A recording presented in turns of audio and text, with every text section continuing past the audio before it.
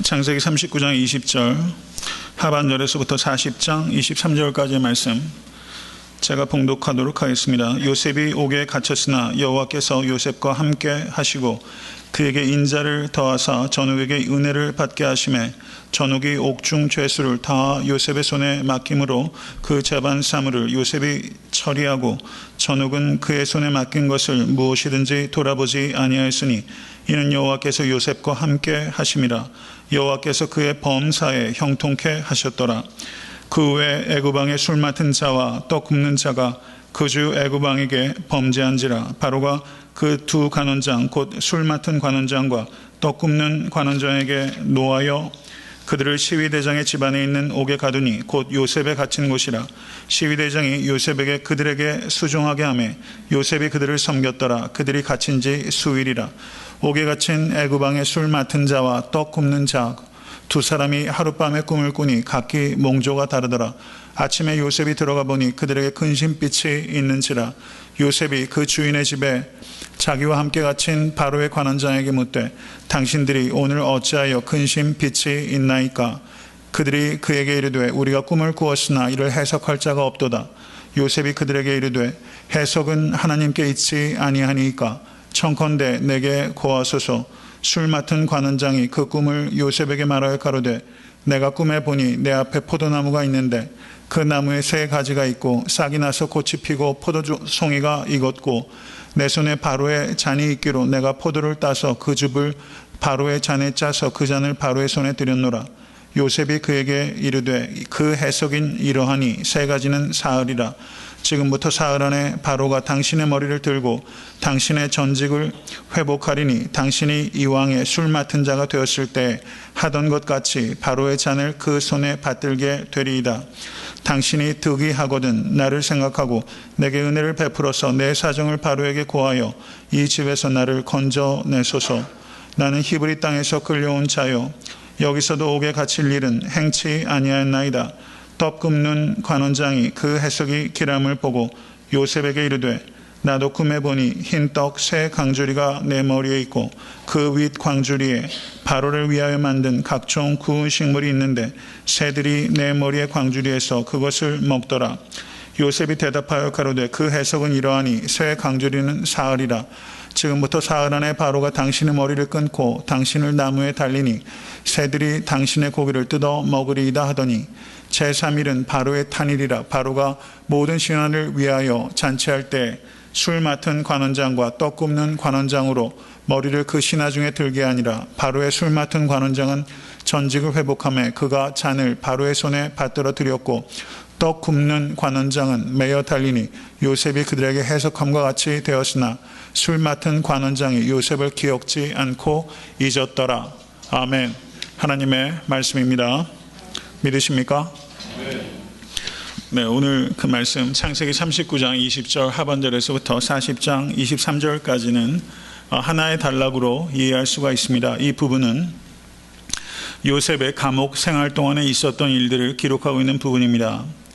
요셉의 인생 중에서 최고로 암울한 시기를 기록하고 있는 부분이 바로 오늘 본문의 내용이다. 이렇게 볼 수 있을 것입니다. 그러나 39장 20절 제일 하반절에서부터 23절까지의 내용을 보시면 요셉이 옥에 갇혔으나 여호와께서 요셉과 함께 하셨다라고 말하고 있습니다. 요셉이 옥에 갇혔던 것처럼 우리 인생도 옥에 갇힐 때가 있습니다. 그렇지만 옥에 갇혔으나 여호와께서 우리와 함께 하실 수 있다는 것을 항상 믿으시고 강건하여 주시는 사랑하는 모든 성도 되실 수 있게 되기를 간절히 바랍니다. 믿음은 역전의 신앙입니다. 옥에 갇혔으나 여호와께서 함께 계십니다.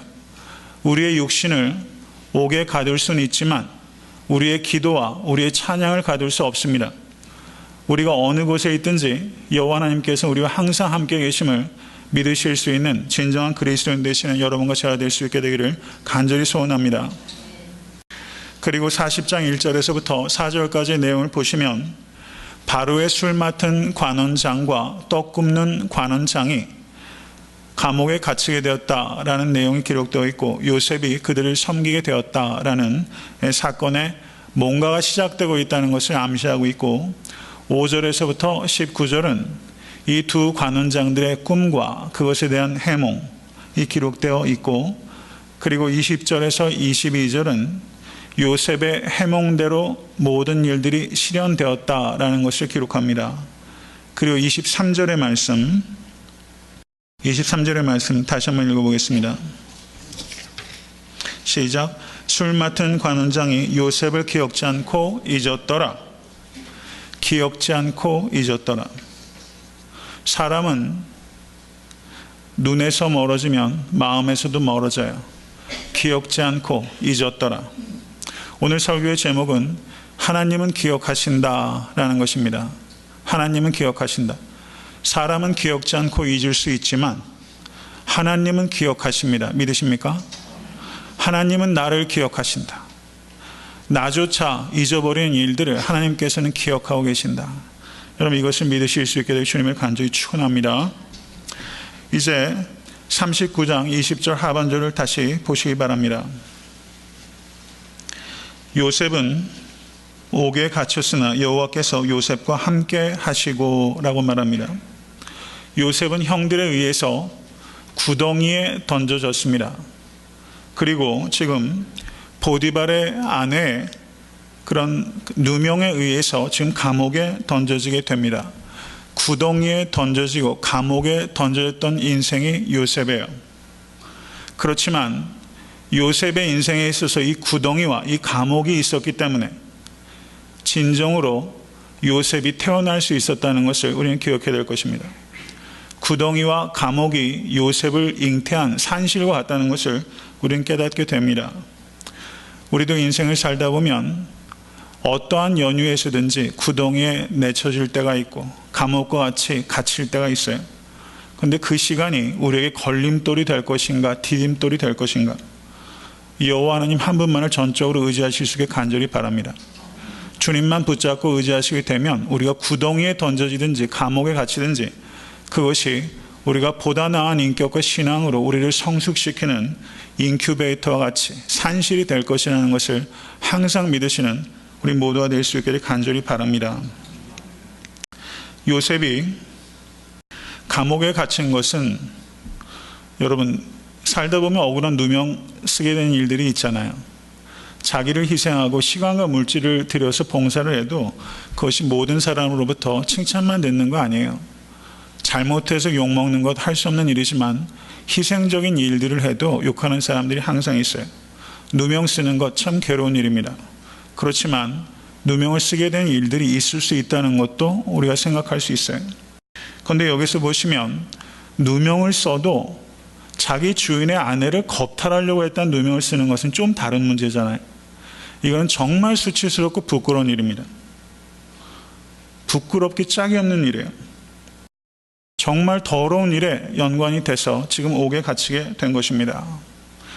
정말 억울하지 않을 수 없는 일입니다. 그러나 이 감옥에 갇힌 일을 우리가 좀 더 세심하게 생각해 보면 이것은 억울한 일이 아니라 사실상은 요셉이 지난 10년 동안 보디발을 정성껏 섬겼기 때문에 사실상은 옥에 갇히게 된 것은 단순한 징벌이 아니라 보상이다라고 볼 수 있는 측면이 있다는 것입니다.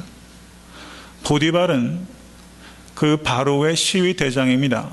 자신의 아내를 일개 히브리 종이 겁탈하려고 했다는 것을 들으면 그 자리에서 목을 베서 참수하고도 남을 수 있는 그런 권력이 있는 사람인데, 지금 요셉을 옥에 가둠으로 인해서 살려주었다는 것은 요셉이 지난 10년 동안 산 것이 헛된 것이 아니라는 것을 의미하는 거예요.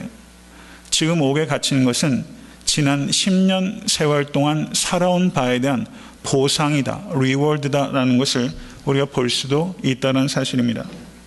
사랑하는 성도 여러분, 정직하고 신실하게 살아가실 수 있는 여러분과 제가 될 수 있게 간절히 바랍니다.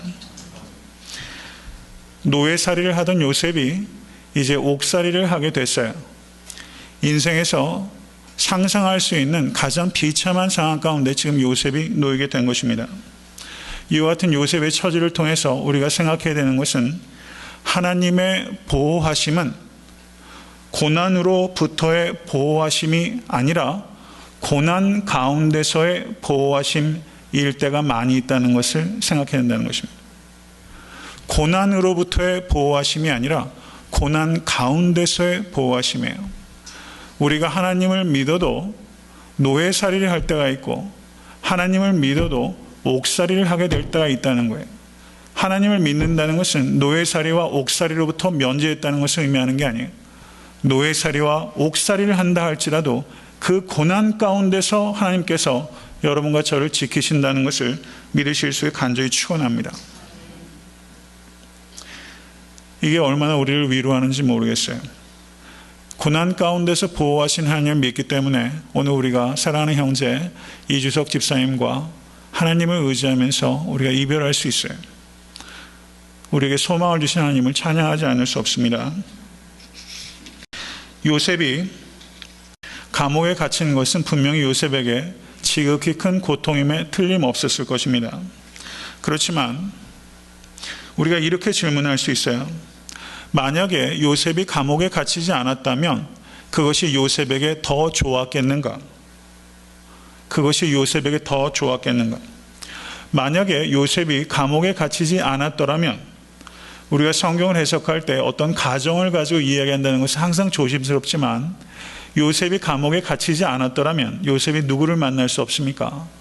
바로의 관원장들을 만날 수가 없고 또 바로의 관원장들을 만날 수 없으면 요셉은 바로를 만날 수도 없고 그리고 바로의 꿈을 해몽할 수도 없고 애굽의 총리가 될 수도 없게 되는 것입니다. 사실상은 요셉이 감옥에 갇혔기 때문에 이 모든 일들의 실마리가 풀리고 있는 것을 우리가 볼 수 있게 되는 것입니다. 인생을 큰 틀에서 보면 지금 요셉이 감옥에 갇힌 것은 저주가 아니라 축복의 시작이라는 것을 우리가 볼 수 있게 되는 것입니다. 하나님의 구속사 전체의 관점에서 보면 이스라엘 백성의 구원이라는 관점에서 보면 지금 요셉이 옥에 갇힌 것은 하나님의 계획이요 하나님의 섭리요 하나님의 신비라는 것을 우리가 깨닫게 되는 것입니다. 사랑하는 성도 여러분, 우리의 삶에 닥치는 여러 가지 일들을 우리는 과연 하나님의 눈으로 바라보고 있는가 하는 것을 깊이 생각해 보실 수 있게 간절히 바랍니다. 오직 하나님의 눈으로 나에게 일어난 일들을 해석할 수 있는 믿음의 눈을 가지시는 여러분과 제가 될 수 있게 되기를 주님의 이름으로 간절히 축원합니다. 시위대장은 시위대의 제일 위에 있는 장이라고 한다면 전옥은 감옥의 간수들을 다스리는 간수장이라고 할 수 있습니다. 하나님께서 시위대장 보디발로부터 요셉이 은혜를 입게 하셨는데 이제 전옥으로부터 은혜를 입게 하셨습니다. 보디발이 이 요셉을 신뢰해서 자기 집에 있는 모든 대소사, 모든 소유를 다 맡겼는데 지금 전옥 역시 감옥 안에 있는 재반 사물을 요셉에게 모두 맡기게 됩니다. 그리고 보디발은 요셉에게 모든 것을 일임하고 이제는 자기는 완전히 신경을 껐죠. 요셉에게 완전히 일임을 했어요.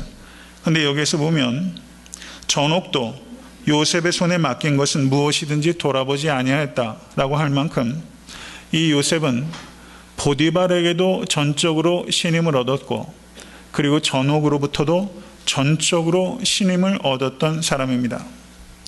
누구로부터도 무슨 일을 맡겨도 이 사람은 믿을 만한 사람이다. 바로 그 사람이 요셉이었던 것입니다. 성도 여러분, 요셉이 야곱의 편애를 받아서 채색옷을 입고 있었을 때는 자기의 친형들과도 반목했던 사람이었어요. 버르장머리 없고 성숙하지 못한 일개 소년에 불과했습니다. 근데 요셉이 채색옷이 아니라 노예 옷을 입고 죄수복을 입었을 때는 자신의 주인들과 신뢰의 관계를 맺고 있는 것을 볼 수 있습니다. 요셉을 성장시키고 변화시킨 것은 요셉이 당한 고난이었습니다. 채색옷을 입고 있었을 때는 형들과도 반목했는데 노예옷과 죄수옷을 입고 있을 때는 자신을 부리는 주인과도 신뢰의 관계를 맺을 수 있었다는 것을 우리가 보게 됩니다. 저는 여러분과 제가 누구로부터도 신뢰받을 수 있는 그런 신실한 삶을 살아갈 수 있게 되기를 간절히 바랍니다. 여기에서 39장 23절 제일 마지막을 한번 보세요. 이는 여호와께서 요셉과 함께 하심이라. 여호와께서 그의 범사에 형통케 하셨더라. 형통케 하셨다. 지금 요셉이 어디에 있습니까? 감옥에 있죠. 그리고 요셉이 노예에 살고 있었을 때 형통했다고 기록하고 있습니다. 세상적인 의미에서의 형통의 그 개념을 보면 지금 도무지 형통하다고 말할 수 없는 노예살이와 종살이를 할 때 지금 요셉이 범사에 형통하였다라고 성경은 기록하고 있습니다. 형통을 우리는 어떻게 이해해야 합니까? 성경적인 형통의 핵심은 하나님께서 우리와 함께 하시는 것이 형통이라는 것을 진심으로 받아들이실 수 있게 간절히 바랍니다. 하나님께서 여러분과 저에게 주시는 최고의 복은 하나님의 임재입니다. 믿으십니까? 하나님께서 우리에게 주시는 최고의 복은 하나님 자신이요, 그리고 성육신하신 예수 그리스도입니다. 그리고 예수 그리스도께서 우리에게 보내주신 성령 하나님 자신이 우리에게 주신 최고의 복이라는 것을 진심으로 받아들이시는 여러분과 제가 될 수 있게 간절히 바랍니다. 40장 1절에서 4절의 내용을 보시면 애굽 왕의 술 맡은 자와 떡 굽는 자가 애굽 왕에게 범죄하였다라고 말하는데 도대체 무슨 범죄를 했는지는 기록하고 있지 않아요. 그것은 중요하지 않다는 것입니다. 이 두 관원장이 요셉이 갇혀있는 옥에 갇히게 되었고 4절과 3절의 말씀을 한번 보십시오. 시위대장의 집안에 있는 옥에 가두니 곧 요셉에 갇힌 곳이라 시위대장이 요셉으로 그들에게 수종하게 하며, 여기서 시위대장은 누구죠? 보디발이죠. 그 사이에 시위대장이 교체되지 않았다면 여기에 4절에 나오는 시위대장은 보디발입니다. 보디발이 자기의 아내를 겁탈하려고 했다라는 아내의 거짓말을 듣고 요셉을 옥에 가두었지만 사실상은 이 보디발은 아내의 말을 믿는 것이 아니라 요셉의 말을 믿었던 것이고, 그래서 여기서 4절을 보시면 이 시위대장 보디발이 요셉에게 두 관원장을 섬기는 일을 지금 위탁하고 있는 것을 볼 수가 있는 것입니다. 이 두 관원장들이 하룻밤에 꿈을 꾸게 됩니다. 그런데 그 꿈의 내용이 사뭇 다릅니다. 6절의 말씀을 보십시오. 아침에 요셉이 들어가 보니 그들에게 근심빛이 있는지라 라고 기록합니다. 요셉이 그 주인의 집에 자기와 함께 갇힌 바로의 관원장에게 묻되 당신들이 오늘 어찌하여 근심빛이 있나이까? 라고 묻고 있어요. 성도 여러분, 옆에 있는 분들 한번 얼굴 한번 보세요. 근심빛이 좀 있으신지. 어떠세요?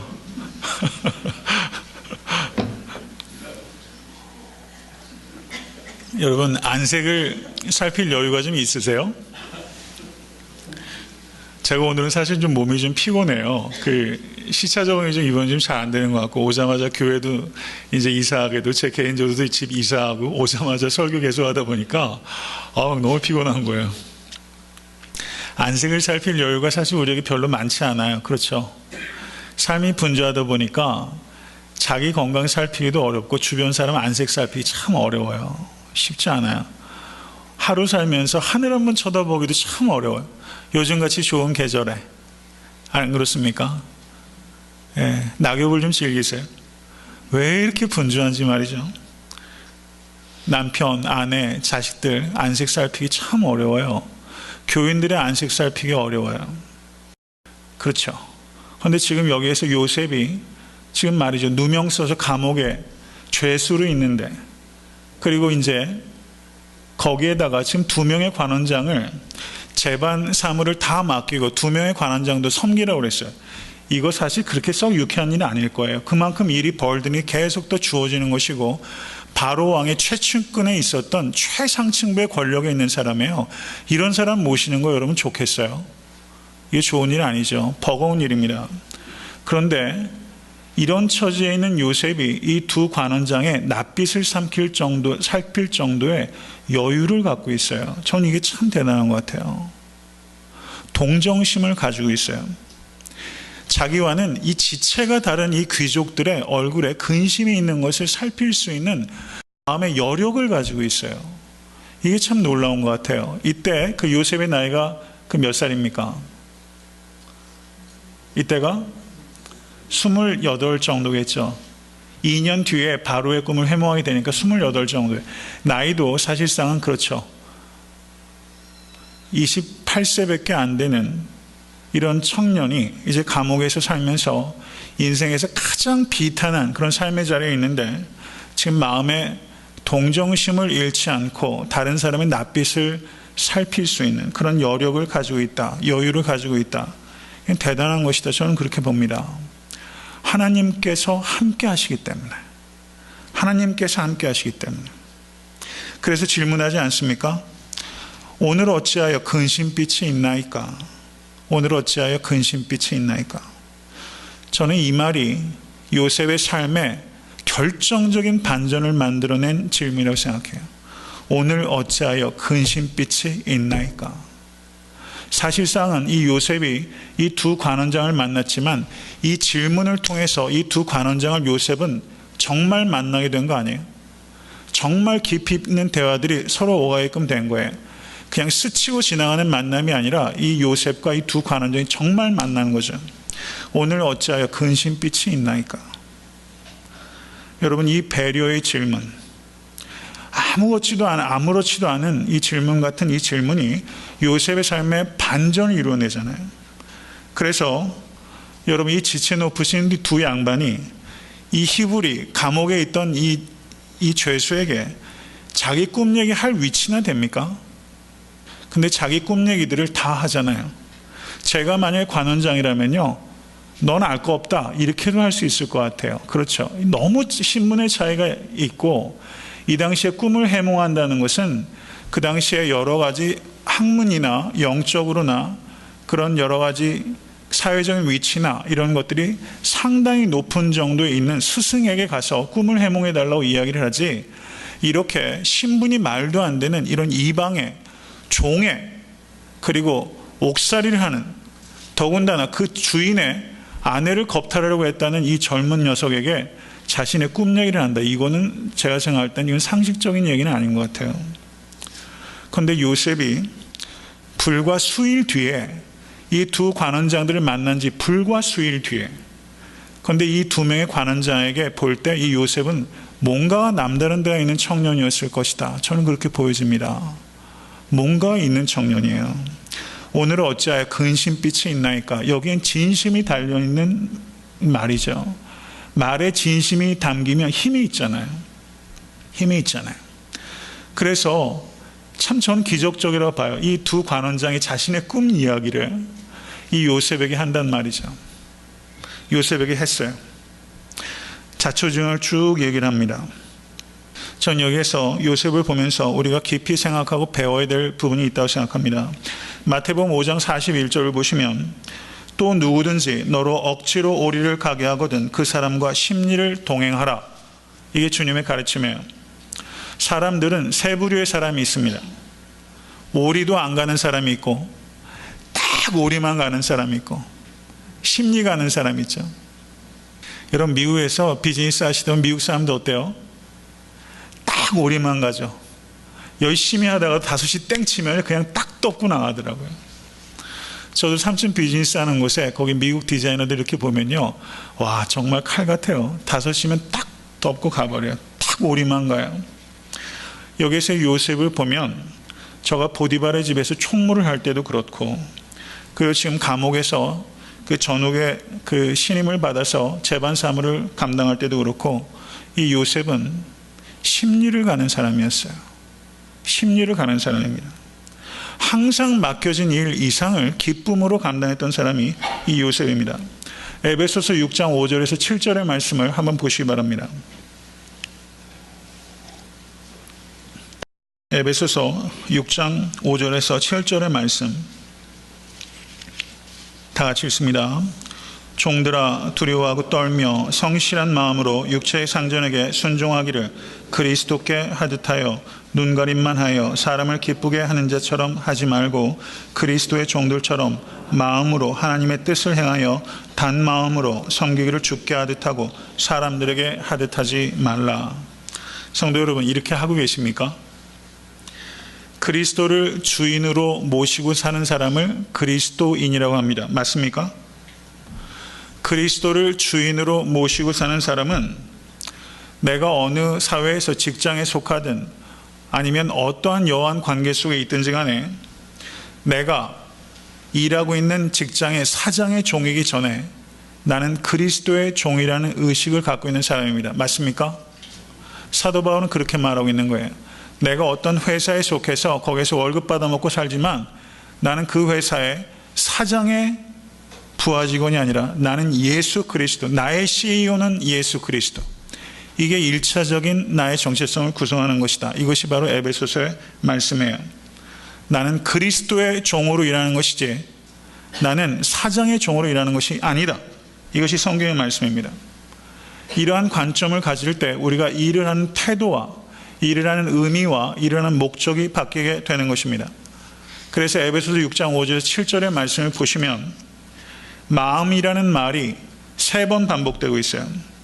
성실한 마음으로 육체의 상전에게 순종하기를 그리스도께 하듯하여 그리스도의 종들처럼 마음으로 하나님의 뜻을 행하여 단 마음으로 섬기기를 주께 하듯하고 성실한 마음으로 단 마음으로 이렇게 말하고 있습니다. 단 마음.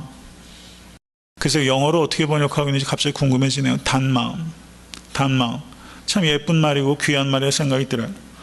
성도 여러분, 참된 그리스도인들은 예배당에서 주를 섬기는 자일 뿐만 아니라 일터에서 상전을 그리스도께 하듯 섬기는 자가 되어야 한다고 지금 성경 우리에게 가르치고 있는 것입니다. 요셉이 지금 보디발을 섬기고 그리고 감옥의 전옥들과 바로의 2 관원장들을 섬겼던 것은 여호와 하나님을 섬기는 그 마음으로 섬겼던 것입니다. 이런 마음을 가지고 우리가 일을 할 수 있게 되기를 간절히 바랍니다. 이러한 마음으로 단 마음으로 일할 때 그 주인이 뭔가를 느끼는 거예요. 그렇기 때문에 이 2 관원장들이 저는 요셉에게 자신의 꿈의 이야기를 했다. 저는 그렇게 봅니다. 그 뒤에 이어지는 내용을 보십시오. 요셉이 당신들이 오늘 어찌하여 근심빛이 있나이까? 라고 말했을 때 그들이 그에게 이르되 우리가 꿈을 꾸었으나 이를 해석할 자가 없도다. 요셉이 그들에게 이르되 해석은 하나님께 있지 아니하니까? 청컨대 내게 고하소서. 해석은 하나님께 있지 아니하나이까? 여러분 대단한 말 아니에요? 여러분 우리의 삶의 해석은 하나님께 있습니다. 믿으십니까? 인생에 대해서 좀 궁금증을 가지셨으면 좋겠어요. 하나님께 달려 있습니다. 중세 유럽에 죄송합니다. 수도원의 기도실 벽에 이런 글귀가 쓰여 있었대요. 경청하세요. 너의 삶이 가난하더라도 너는 나를 원망하지 말아라. 이게 글의 제목입니다. 근데 그 내용이 이러합니다. 그 글의 전문은 이러합니다. 굉장히 의미가 심장해요. 경청하세요. 너는 나를 주라고 부르면서도 나를 주인으로 모시지 않았고 너는 나를 진리라고 하면서도 내게 배우지 않았으며 너는 나를 빛이라고 하면서도 나를 바라보지 않았고 너는 나를 능력이라고 하면서도 나를 의지하지 않았으며 너는 나를 응답이라고 하면서도 내게 기도하지 않았느니라. 그러니 너희 삶이 가난하더라도 너는 나를 원망하지 말아라.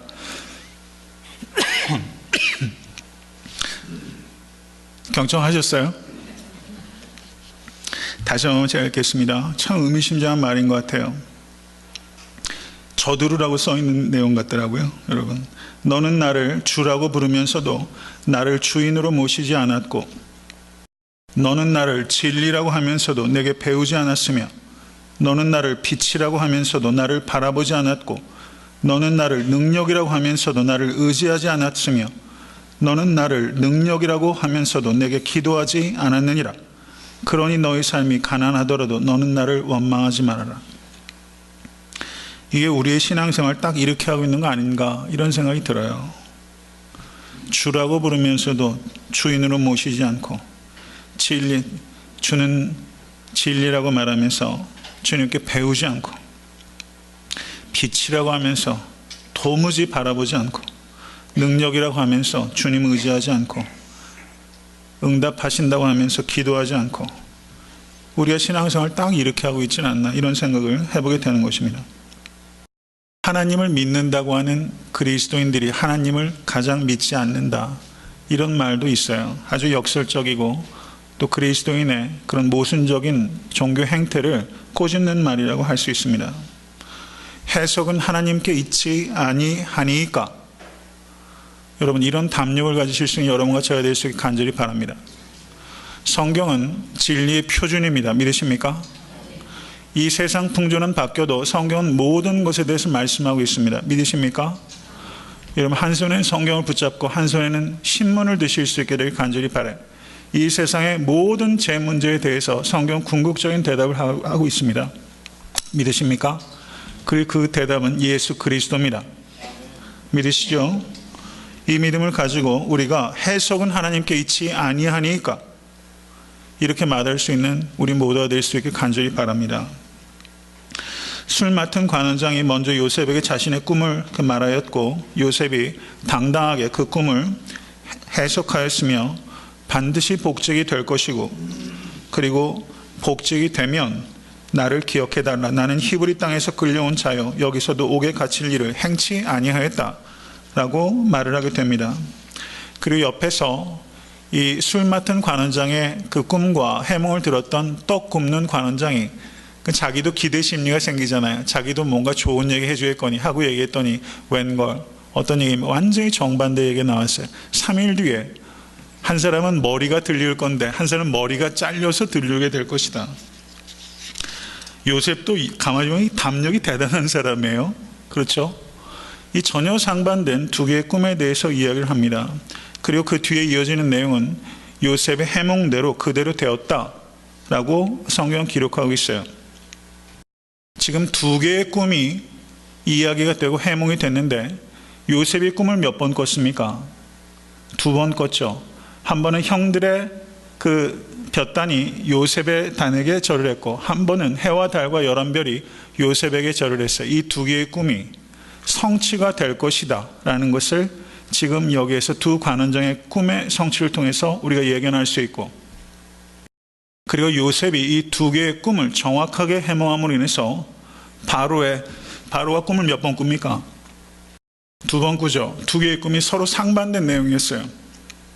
그 꿈을 성공적으로 해몽하게 될 것이다 라는 것을 우리가 예견케 합니다. 23절입니다. 제일 마지막 절인데요. 23절 술 맡은 관원장이 요셉을 기억지 않고 잊었더라 라고 말해요. 이게 사람인 것 같아요. 그렇죠. 이게 사람입니다. 저를 따라 하십시오. 사람은 믿음의 대상이 아니라 사랑의 대상이다. 꼭 기억하세요. 사람 믿음의 대상이 아니라 사랑의 대상이에요. 인생 살다 보면 정말 이거 맞는 얘기인 것 같아요. 사람은 약하고 악해요. 좀 더 정확하게 말하면 나는 약하고 악합니다. 내가 약하고 악해요. 마음으로 아무리 다짐해봐도 내 뜻대로 잘 안 돼요.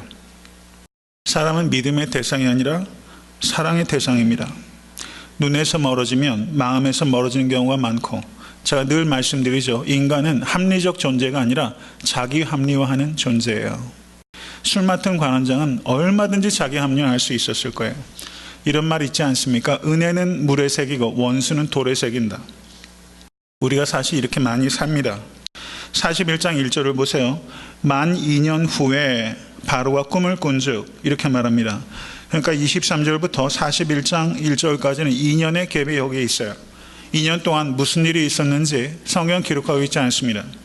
요셉의 인생 가운데서 가장 굴곡진, 가장 암울한 시기가 저는 이 2년이라고 생각해요. 요셉은 감옥에 있을 때 하나님께서 함께 하셔서 범사가 형통했습니다. 그렇지만 하나님께서는 감옥에서 요셉을 형통케 하셨지만 요셉의 원하는 대로 감옥에서 요셉을 나오도록 하지는 않으셨어요. 그렇죠. 여러분과 저에게도 감옥의 시간이 있어요. 나를 가두고 있는 뭔가가 있어요. 하나님께서는 그 감옥 안에서는 나의 기도를 들어주지만 감옥을 벗어나게 해달라는 내기는 또 안 들어주실 수 있다는 것을 우리가 받아들여야 돼요. 하나님은 2년 동안 감옥에 더 있게 하셨던 것처럼 우리에게 그렇게 하실 수 있는 하나님이시라는 것을 받아들이실 수 있게 되길 바랍니다. 여호와여, 어느 때까지니까 나를 영영히 잊으시나이까? 주의 얼굴을 나에게서 언제까지 숨기시겠나이까? 저는 이 요셉이, 여러분, 요셉도 우리와 똑같은 성정을 가진 인간 아니에요? 이 2년 동안 요셉이 여호와여 어느 때까지니까? 라고 울부짖지 않았겠습니까? 스토이 오마샨이라는 분이 이런 글을 썼습니다. 하나님께서는 모든 축복이 자신에게서 오는 것임을 깨닫기 원하십니다. 이것이 고난의 목적입니다. 하나님께서는 모든 축복이 자신에게서 오는 것임을 깨닫기 원하십니다. 요셉은 술 맡은 관원장에게 말하자면 청탁을 넣은 것이죠. 요셉은 술 맡은 관원이 아니라 전적으로 하나님만을 의지하는 마지막 수업을 지금 통과하고 있는 것입니다. 절망에 무너지기 쉽고 성공에 교만해지기 쉬운 게 인간입니다. 만약에 지금 여기에서 요셉이 더 2년 동안 감옥에 있는 일이 없이 꿈 해몽 잘해서 곧바로 만약에 감옥에서 나오게 됐다면 저가 어떻게 되었을까? 요셉이 총리가 된 게 몇 살이죠? 30살이에요. 확실히 옛날 사람들이 지금 요즘에는 40살이 옛날 30살이다 이런 얘기 하잖아요. 정말 그런 것 같아요. 요즘은 여러모로 늦되는 것 같기는 해요. 그런데 30살이에요. 30살에 애굽이라는 그 엄청난 제국의 총리가 됐어요. 이 성공에 타락하지 않을 인간이 몇 명이나 되겠습니까? 여러분, 실패가 위험한 것이지만 여러분, 성공이 실패보다 더 위험한 것일 수 있다는 것을 우리가 영적으로 깨달아야 됩니다. 30살에 애굽의 총리가 됐어요.